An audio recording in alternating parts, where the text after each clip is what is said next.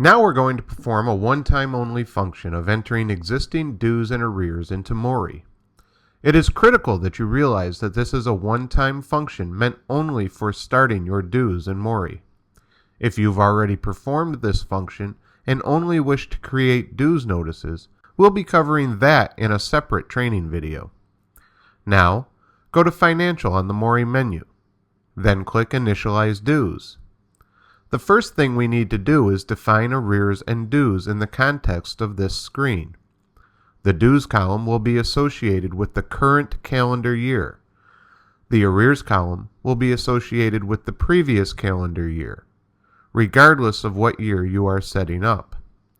Let's assume for demonstration purposes that the year is 2010 and you are getting ready to do your 2011 dues in MORI.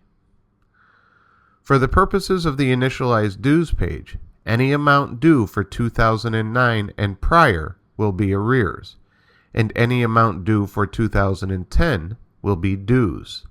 Therefore, if dues for your lodge were $100 per year and a brother owed 2009 and 2010, he would owe $100 in arrears and $100 in dues.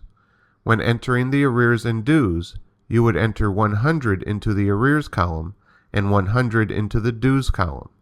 No dollar signs are needed, and if there are no cents, only the whole dollar amount is required.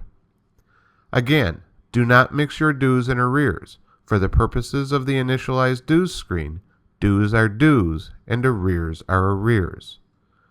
Let's do another example. Say the brother owes for the year 2010 only.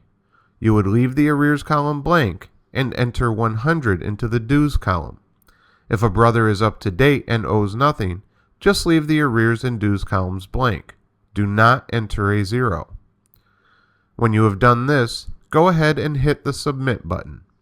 Just like the Assign Member Type function, you only need to do this for the active brothers, and you can work on a few members at a time and come back later.